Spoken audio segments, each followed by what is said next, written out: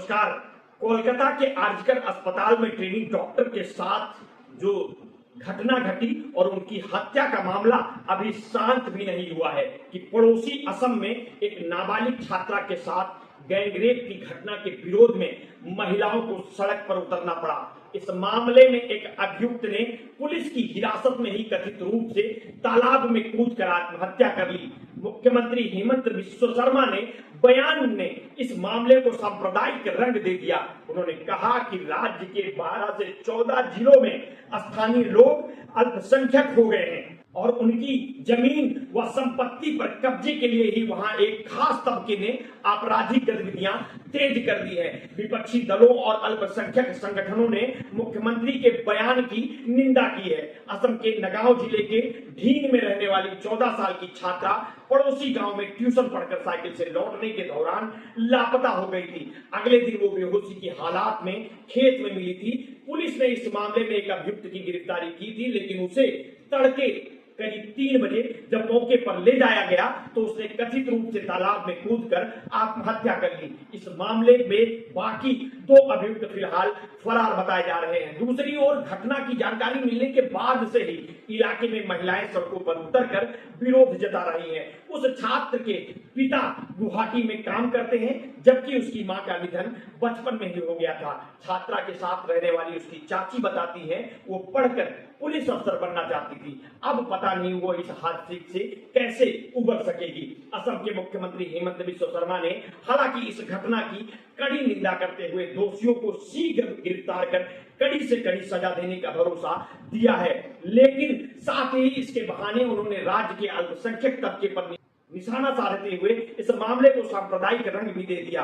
दरअसल इस मामले में पीड़िता हिंदू है, जबकि अभियुक्त मुसलमान। मुख्यमंत्री ने घटना के बाद कहा था कि असम के हिंदू समाज को समझना चाहिए कि उनका असली दुश्मन कौन है। हिंदू असमिया लोग पूरे राज्य में मुस्लिम तबके के साजिश और खतरनाक मंसूबों के शिकार हैं। ज्यादातर इलाकों में हिंदू अल्पसंख्यक होते जा रहे हैं। मुख्यमंत्री ने DW से बातचीत में कहा था कि असम में स्थानीय लोग खतरे में हैं। ये घटना अवैध अतिक्रमण की साजिश का सबूत है। ये पहला मामला नहीं है। लोकसभा चुनाव के बाद ऐसी घटनाएं बढ़ने के कारण अल्पसंख्यक तबके के लोगों का आत्मविश्वास बढ़ गया है। वे लोग पहले ही ऐसी किसी घटना को अंजाम देते हैं ताकि हिंदू तबके के लोग डरकर वो जगह छोड़कर कहीं और चले जाएं और उस जगह पर कब्जा किया जा सके।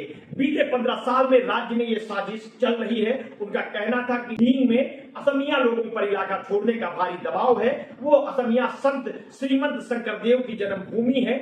इलाके में पहले हिंदुओं की आबादी 90% थी, लेकिन अब वहां मुस्लिमों की आबादी 90% पहुंच गई है। असम में रेप के मामले लगातार बढ़ रहे हैं। खुद मुख्यमंत्री हेमंत बिस्वा शर्मा ने अपनी एक सोशल मीडिया पोस्ट में बताया है कि इस साल लोकसभा चुनाव के बाद ऐसी घटनाएं तेजी से बढ़ी हैं, लेकिन अब पुलिस इन पर अंकुश लगा रही है। उनका कहना था कि इस साल जनवरी से जुलाई तक रेप के 580 मामले दर्ज किए गए हैं। विपक्ष ने महिलाओं के खिलाफ अपराध के बढ़ते मामलों के लिए सरकार को कटघरे में खड़ा करते हुए इस मुद्दे पर एक श्वेत पत्र जारी करने की मांग की है। मुख्यमंत्री ने अपनी पोस्ट में बताया है कि वर्ष 2011 से अब तक राज्य में रेप के 40,000 से ज्यादा मामले दर्ज किए गए हैं। इनमें सबसे ज्यादा 3546 मामले वर्ष 2019 में दर्ज किए गए हैं। राज्य में महिलाओं के खिलाफ बढ़ते अपराधों को ध्यान में रखते हुए उन्होंने न्यायपालिका से राज्य में फास्ट ट्रैक अदालतों की स्थापना करने का अनुरोध किया है ताकि ऐसे मामलों में त्वरित सुनवाई के बाद